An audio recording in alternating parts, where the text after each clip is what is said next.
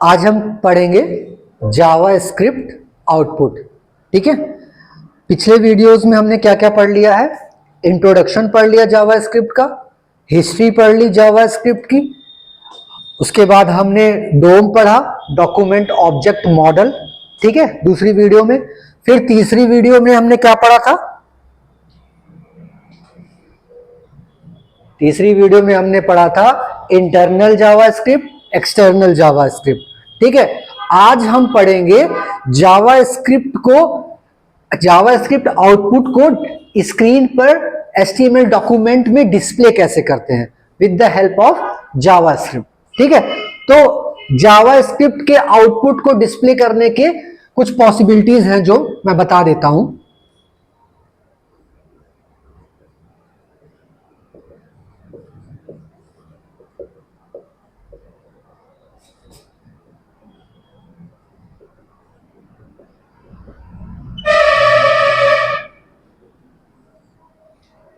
सबसे ज्यादा यूज होने वाला क्या है आउटपुट शो करने के लिए? सबसे ज्यादा यूज होता है हमारा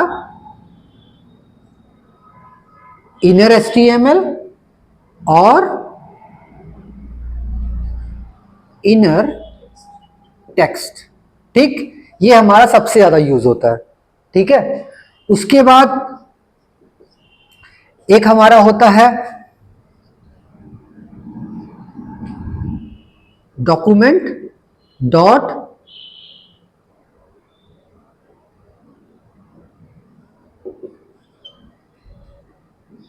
राइट मेथड। ठीक है, इसके अंदर हम जो भी लिखेंगे वो हमारा HTML डॉक्यूमेंट में शो हो जाएगा। तीसरा हमारा क्या है, अलर्ट मेथड।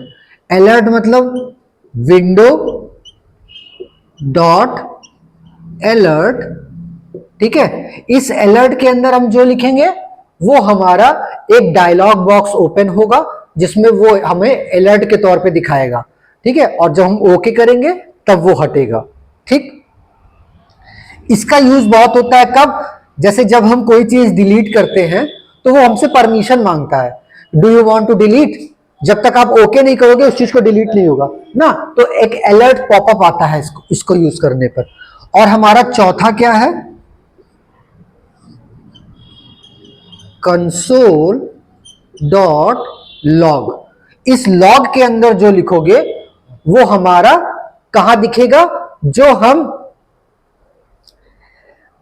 HTML और कोड वगैरह को डिबग करते हैं, डिबग करते समय हम इसका यूज करते हैं। ठीक है, तो ये चार तरीके से हम आउटपुट को डिस्प्ले करा सकते हैं। ये चार पॉसिबिलिटीज हैं। ठीक है, सबसे ज्यादा कौन सा यूज होगा, इनर HTML और इनर टेक्स्ट।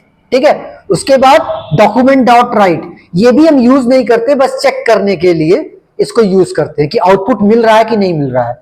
ठीक है, उसके बाद क्या है, विंडो डॉट अलर्ट। ठीक है, ये क्या करता है, एक पॉपअप बॉक्स शो करता है और जब आप ओके करेंगे तब ये हटेगा।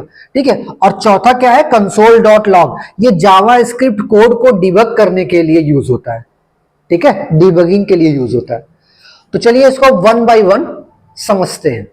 ठीक,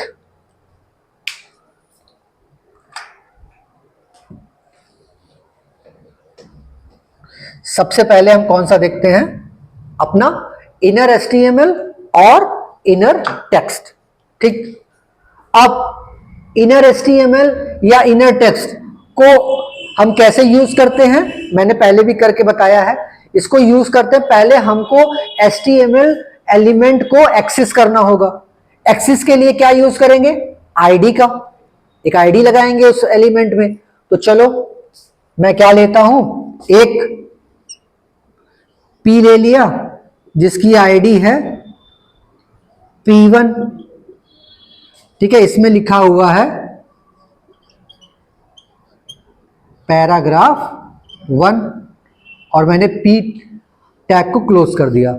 दूसरा मेरा एक P है जिसकी आईडी है P2 और इसमें मैंने कोई कंटेंट नहीं लिखा है। ठीक, ब्लैंक छोड़ दिया है। तो अगर मैं पूछूं कि स्क्रीन पर क्या दिखेगा, तो स्क्रीन पर क्या दिखेगा? केवल लिखेगा पैराग्राफ 1, ठीक। लेकिन अगर मैं यहां पर एक पैरा और लिख दूं P3 और इसमें लिख दूं पैराग्राफ 3, ठीक, तो पैराग्राफ 3 कहां दिखेगा? यहां दिखेगा, एक हॉरिजेंटल रूल को छोड़कर। यहां कुछ लिखा नहीं है, लेकिन उसने अपना 100% विथ तो लिया ही है ना, अपनी जगह को कंज्यूम कर ही रखा है ना उसने, ठीक है, तो ऐसा दिखेगा, ठीक। अब हमको इनर HTML से या इनर टेक्स्ट से इसको क्या करना है? चेंज करना है, ठीक। अब यहीं पर मैं इन दोनों में डिफरेंस भी करके दिखाऊंगा। दोनों में डिफरेंस क्या है? अभी तक हमने इनर टेक्स्ट को नहीं पढ़ा था, आज हम इनर HTML और इनर टेक्स्ट में डिफरेंस क्या है ये भी देख लेंगे। तो सबसे पहले मैं क्या लिखूंगा? स्क्रिप्ट, ठीक, स्क्रिप्ट। उसके बाद स्क्रिप्ट को लास्ट में क्या कर दूंगा? क्लोज, ठीक। अब document dot get element by ID P1 dot, अगर मैं लिख दूं inner HTML is equal to my para 1, ये क्या कर देगा? जो पैराग्राफ 1 है उसको हटा के माई पैरा 1, यहां पर जो टेक्स्ट है इसको हटाकर क्या कर देगा? माई पैरा 1। तो यहां पर क्या आ जाएगा? माई पैरा 1। कोई कंफ्यूजन नहीं होनी चाहिए, ठीक। तो हमको आउटपुट स्क्रीन पर मिल गया, तो ये भी तो एक डिस्प्ले करने की पॉसिबिलिटी हो गई ना आउटपुट को, ठीक। तो हम इनर HTML और इनर टेक्स्ट का यूज करते हैं। अब मान लो हमको पैराग्राफ 3 में चेंज करना है, तो पैराग्राफ 3 में भी क्या करेंगे?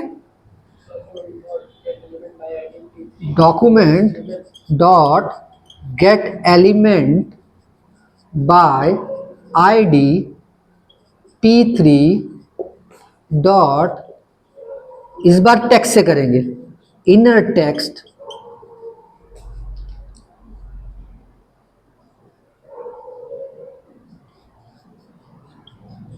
Text para 3। इसके अंदर मैंने क्या डाल दिया? Text para 3। तो इसके जगह पे अब क्या आ जाएगा? पैराग्राफ 3 के जगह आ जाएगा टेक्स्ट पैरा 3, ठीक। अब समझते हैं इन दोनों में डिफरेंस क्या है। अब मैं P2 में कुछ डालना चाहता हूं, अभी P2 ब्लैंक है, उसके जगह पर कुछ चेंज करना चाहता हूं। तो मान लो मैंने क्या लिखा? Document dot get element by ID P2 dot inner HTML। अब देखो मैं क्या करने वाला हूं, मैंने पैरा 2 में मैंने क्या डाल दिया? एक एंकर टैग A, उसके अंदर href, उसके अंदर https://www.google.com, ठीक है। और उसके बाद मैंने इस बटन का नाम क्या दे दिया? गूगल, और अपना एंकर टैग बंद कर दिया, ठीक। तो ये हमारा क्या हो गया? अब आपके दिमाग में आ रहा होगा यार कि टेक्स्ट की जगह पे तो हमने पूरा का पूरा एक एंकर एलिमेंट दे दिया। तो यही खास बात है इनर HTML की। इनर एचटीएमएल का मतलब है कि पूरा का पूरा एचटीएमएल ही तुम डाल सकते हो, लेकिन इनर टेक्स्ट क्या करेगा, सिर्फ टेक्स्ट डालेगा बस। अगर आप इनर टेक्स्ट में ये डालने की कोशिश करोगे तो इसको एज इट इज ऐसे प्रिंट कर देगा वो, लेकिन इनर एचटीएमएल में डालोगे तो यहां क्या बन जाएगा, एक गूगल का एंकर लिंक, गूगल का एक एंकर लिंक, और इस पर क्लिक करोगे तो क्या हो जाएगा, google.com पे पहुंचा देगा। तो ये खास बात है। इनर एचटीएमएल और इनर टेक्स्ट में डिफरेंस समझ में आया। इनर एचटीएमएल क्या कर सकता है, पूरे के पूरे एचटीएमएल को चेंज कर सकता है, लेकिन इनर टेक्स्ट क्या कर सकता है, केवल टेक्स्ट को ही चेंज कर सकता है। ठीक है, अब यहां P2 के अंदर हमारा क्या आ गया, पूरा का पूरा एंकर टैग आ गया। ठीक है, तो यही दोनों में क्या है डिफरेंस। ठीक, कोई डाउट? चलो अब हम किस पे चलते हैं, अपने अगले पॉइंट पे। सबसे ज्यादा यूज यही होगा जावास्क्रिप्ट में, इनर एचटीएमएल और इनर टेक्स्ट। ठीक है, बाकी सब तो केवल चेक करने में या डिबग करने में यूज होते हैं। ठीक, सबसे ज्यादा यूज इसी का होता है। तो ये आपको अच्छे समझ में आ गया तो समझ लीजिए वैसे भी आपका 70 to 80% काम हो गया। अब हम अपने सेकंड पॉइंट पे चलते हैं। हमारा सेकंड पॉइंट क्या था,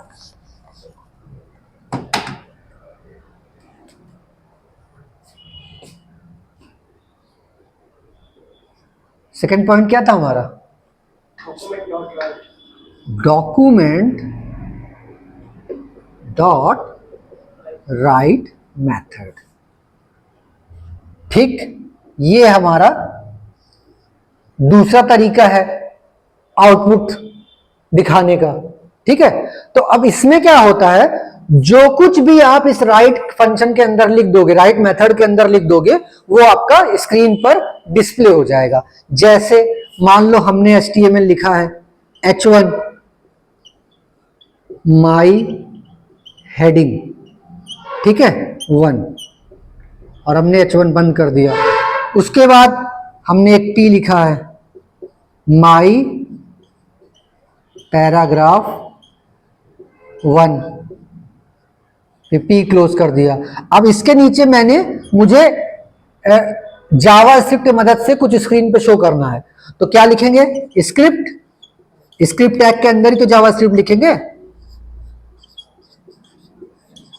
स्क्रिप्ट बंद कर दिया और इसके बीच में मैंने क्या लिखा, डॉक्यूमेंट डॉट राइट, मान लो मैंने लिख दिया 5+6। अब ये क्या स्क्रीन पे प्रिंट करेगा पता है, और इसके नीचे एक और मैंने क्या लिख दिया, मान लो एक और P लिख दिया, माई पैराग्राफ 3। ठीक, मान लो ये हमारा HTML डॉक्यूमेंट है। तो ये स्क्रीन पर आउटपुट कैसा देगा, सबसे पहले क्या लिखा जाएगा, माई हेडिंग 1, उसके बाद क्या लिख के आएगा, माई पैराग्राफ 1, उसके बाद डॉक्यूमेंट डॉट राइट कर देगा, कितना हो जाएगा 11, 5+6 क्या हो जाएगा 11, और उसके बाद क्या आ जाएगा, माई पैराग्राफ 3। ये हमारा स्क्रीन पर एज अ आउटपुट दिखेगा। कोई कंफ्यूजन? तो कभी भी जावास्क्रिप्ट के मदद से कुछ स्क्रीन पर दिखाना है तो हम इसका यूज कर सकते हैं, लेकिन ये अच्छा तरीका नहीं है। ठीक है, सही तरीका नहीं है। सही तरीके से अगर जावास्क्रिप्ट यूज करना है तो हम किसका यूज करेंगे, इनर HTML या इनर टेक्स्ट का। ठीक है, बता रहा हूं सही तरीका, बहुत सही तरीका इसलिए नहीं है क्योंकि अगर पूरा HTML लोड हो गया उसके बाद तुम इस मेथड को यूज करोगे तो वो सारे कंटेंट को हटाकर सिर्फ यही प्रिंट कर देगा बस। ये सबसे बड़ी प्रॉब्लम है। जैसे मान लो कि मैंने क्या किया कि यहां पर एक बटन लगा दिया है और उस बटन पे क्या किया है, ऑन क्लिक फंक्शन पे ये लगाया हुआ है। जैसे मैं एग्जांपल देता हूं, ये मैंने यहां से हटा दिया और मैंने क्या बोला इसको कि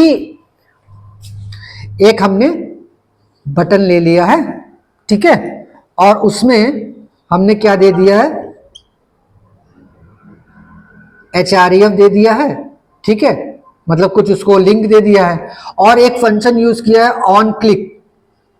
ठीक, जब इस बटन पे क्लिक हो तो क्या कर दो, डॉक्यूमेंट डॉट राइट, और राइट में क्या कर देना 5+6, ठीक है, कोई दिक्कत। फिर एंकर बटन पे क्या है हमारा, मान लो गूगल का लिंक है और मैंने अपना एंकर टैग क्लोज कर दिया। ठीक, तो अब स्क्रीन पर यहां पर 11 की जगह क्या दिखेगा, गूगल का बटन दिखेगा। ठीक, ये पूरा लोड हो गया। अब जैसे ही इस बटन पे क्लिक करोगे तब ये लोड होगा, तुम्हारा ये लोड होगा। अब ये 11 कहां पर आएगा, हमको लग रहा है कि गूगल के बटन की जगह पर क्या हो जाएगा 11, ऐसा हो जाएगा, लेकिन ये ऐसा नहीं होगा। ये पूरे के पूरे डॉक्यूमेंट को राइट कर देगा, ये सब कुछ हटा देगा स्क्रीन से सब कुछ हटाकर सिर्फ क्या प्रिंट कर देगा 11। तो ये इसकी सबसे बड़ी प्रॉब्लम है। तो अगर HTML लोड होते समय तुम डॉक्यूमेंट डॉट राइट यूज कर रहे हो तब तो वो नॉर्मल बिहेव कर रहा है, लेकिन HTML पूरी लोड हो गई, उसके बाद तुमने डॉक्यूमेंट डॉट राइट का यूज किया तो वो पूरा का पूरा क्या कर देगा, डॉक्यूमेंट को रिप्लेस करके इसके अंदर जो पास किए हो सिर्फ उसी को आउटपुट में दे देगा। बस यही सबसे बड़ी प्रॉब्लम है, इसीलिए हम इससे थोड़ा बचते हैं। ठीक, कोई दिक्कत। ये ऑन क्लिक फंक्शन वगैरह हम लोग आगे पढ़ेंगे, अभी तो मैंने सिर्फ आपको डॉक्यूमेंट डॉट राइट को समझाने के लिए यूज किया। ठीक, अब हमारा तीसरा पॉइंट जो है वो क्या है, तीसरा पॉइंट हमारा है विंडो डॉट अलर्ट। ठीक, ये हमारा तीसरा मेथड है, ठीक है, अलर्ट। ठीक, अब ये भी आउटपुट देता है, लेकिन ये आउटपुट क्या देता है, ये आउटपुट ऐसे देगा, इसके अंदर जो तुम डाल दोगे अलर्ट के अंदर वो एज अ आउटपुट देगा, लेकिन एज अ एक पॉपअप बॉक्स की तरह देगा। जैसे ही अगर मैं अभी लिख दूं विंडो, HTML पेज में लिख दूं विंडो स्क्रिप्ट के अंदर,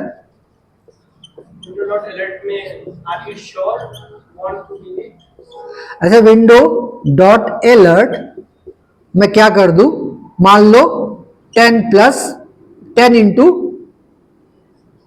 5।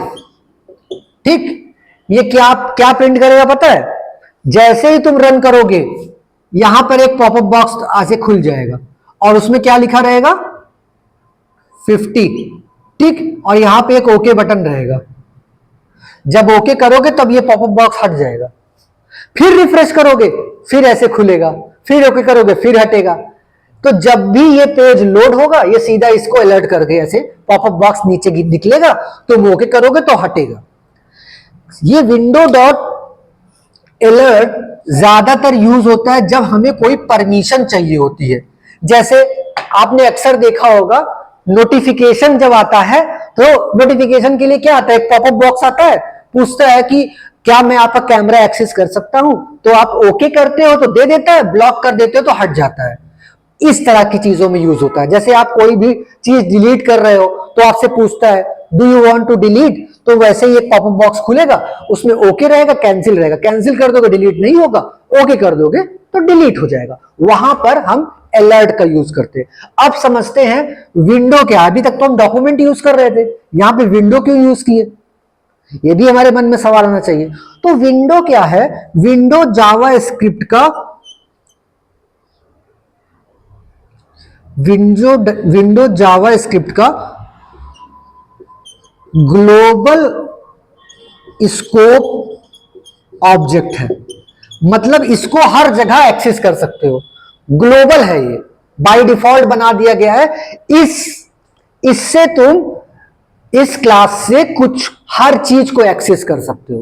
तो अगर इसको लगाओ तो अच्छी बात है, नहीं लगाओगे तब भी ये काम करेगा, क्योंकि विंडो क्या है, ग्लोबल है, चाहे लिखो चाहे ना लिखो, डायरेक्ट अलर्ट भी लिखोगे तब भी वही काम करेगा, और अगर विंडो डॉट अलर्ट लिखोगे तब भी वही काम करेगा, क्योंकि विंडो क्लास का ही एक मेथड है अलर्ट। लेकिन ये क्या है, ग्लोबल स्कोप ऑब्जेक्ट है, तो लिखो चाहे ना लिखो ये हर जगह काम करेगा विंडो। तो सब लिखते ऐसे ही है, अलर्ट ही केवल लिखते हैं। लेकिन मैंने तुमको इसलिए बता दिया कि कभी ऐसे लिखा रहे विंडो डॉट अलर्ट तो तुमको पता रहे, ये ना हो कि हम तो यार अलर्ट यूज किए थे, विंडो डॉट अलर्ट क्या हो गया ना। इसलिए हर चीज उसके बेस से जाननी चाहिए आदमी को।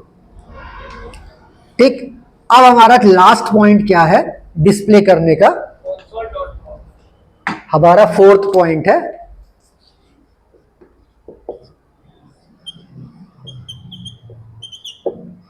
Console dot log. ठीक,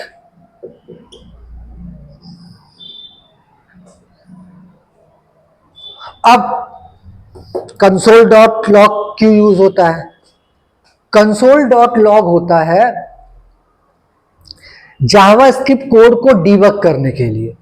ठीक, तुम्हें चेक करना है जावास्क्रिप्ट कोड तुम्हारा प्रॉपर चल रहा है कि नहीं, तो तुमने प्रिंट करा। होता क्या है, जावास्क्रिप्ट भी लाइन बाय लाइन एग्जीक्यूट करता है, एक भी लाइन में, और एक तो ये केस सेंसिटिव है, तुमने एक भी चीज, एक भी वर्ड गलत लिख दिया, एक भी अल्फाबेट गलत लिख दिया तो कोड उसी लाइन पे रुक जाएगा। तो तुमको, अगर तुमने पता लगा 2000 लाइन का कोड लिखा है, तुमको यही नहीं पता चल पा रहा कहां तक का कोड सही है, तो तुम 20 लाइन के बाद एक बार कंसोल डॉट लॉग लगा के कुछ प्रिंट करा के देख लो, अगर वहां तक प्रिंट हो गया तो इसका मतलब ऊपर का कोड सही है। फिर 20 लाइन के बाद एक बार ये लगा के देख लो, वहां तक भी अगर ये प्रिंट कर दिया तो समझ लो वहां तक का कोड सही है। तो हम कोड को डिबग करने में इसका यूज करते हैं, सबसे ज्यादा इसका यूज कहां होता है, कोड को डिबग करने के लिए। अब ये दिखता कहां पे है, कंसोल डॉट लॉग स्क्रीन पर कुछ प्रिंट नहीं करेगा, ये आप जब F12 दबाएंगे, F12 या फिर राइट क्लिक कर कर इंस्पेक्ट एलिमेंट करेंगे, इंस्पेक्ट एलिमेंट का एक ऑप्शन आता है, राइट क्लिक करेंगे तो इंस्पेक्ट एलिमेंट का एक ऑप्शन खुलेगा, इंस्पेक्ट एलिमेंट पे क्लिक करेंगे तो यहां पर एक आपका ऐसे नीचे एक बॉक्स खुल जाएगा। ठीक है, वहीं पर एलिमेंट का ऑप्शन रहेगा जिसके अंदर सारे HTML का कोड लिखा रहेगा, वहीं पर एक ऑप्शन रहेगा कंसोल का। इस कंसोल पे जब क्लिक करेंगे तो ये वाला आपको जो इसमें प्रिंट कराए हैं वो सब आपको यहां दिखेगा। इस कंसोल पे क्लिक करने के बाद जो आपका बॉक्स खुलेगा, जो इसमें लिखे रहेंगे वो वहां पे प्रिंट करा के दिखाएगा। जैसे अगर मैं लिख दूं स्क्रिप्ट कंसोल डॉट लॉग, मान लो मैंने इसके अंदर लिख दिया चेक करने के लिए कि मेरा जावास्क्रिप्ट चल रहा है कि नहीं ब्राउजर में, तो मैंने चेक करने के लिए लिख दिया हेलो वर्ल्ड, ठीक है, कंसोल डॉट लॉग में, और मैंने स्क्रिप्ट क्लोज कर दिया। ठीक, ये चेक करने के लिए लगाया कि मेरा स्क्रिप्ट रन हो रहा है कि नहीं हो रहा है। ठीक है, अब ये हमारे स्क्रीन पे नहीं दिखेगा, यहां नहीं दिखेगा, लेकिन जब आप इंस्पेक्ट एलिमेंट करोगे तब आपका जो ये नीचे पैनल खुलेगा, यहां पर एक कंसोल नाम का बॉक्स होगा, उस पर जब क्लिक करोगे तब एक बॉक्स खुलेगा, वहां पर आपका दिखाएगा इसके अंदर जो लिखे हो, उस कंसोल बॉक्स में दिखाएगा हेलो वर्ल्ड। अगर आपका जावास्क्रिप्ट रन कर गया तो, नहीं रन करेगा तो कुछ नहीं दिखाएगा। और एक चीज है, जावास्क्रिप्ट जो अपनी एरर्स भी देता है वो ज्यादातर इसी इंस्पेक्ट एलिमेंट में ही दिखाता है, तो ये भी यूज करना आना चाहिए, कंसोल डॉट लॉग आपको यूज करने आना चाहिए। ठीक है, अपने कोड को चेक करने के लिए, डिबग करने के लिए। तो हमने क्या क्या पढ़ा, पहला पढ़ा इनर HTML, दूसरा पढ़ा इनर टेक्स्ट, तीसरा पढ़ा डॉक्यूमेंट डॉट राइट, चौथा पढ़ा window dot alert, and fifth one is console dot log. ये कुछ प्रॉपर्टीज हैं जिससे हम आउटपुट को जावास्क्रिप्ट में देख सकते हैं। ठीक है, तो आई थिंक कोई डाउट नहीं होगा। अगर कोई डाउट होता है तो जब आप प्रैक्टिकल करोगे इसका तो वहां पे डाउट क्लियर हो जाएंगे, और बाई चांस घर पे आप करते हो कोड तो वहां पर अगर कोई डाउट आता है तो आप कमेंट में अपना क्वेश्चन वहां पर क्वेरी अपनी छोड़ दीजिएगा, मैं वहीं कमेंट में उसका रिप्लाई कर दूंगा। ठीक है, थैंक यू।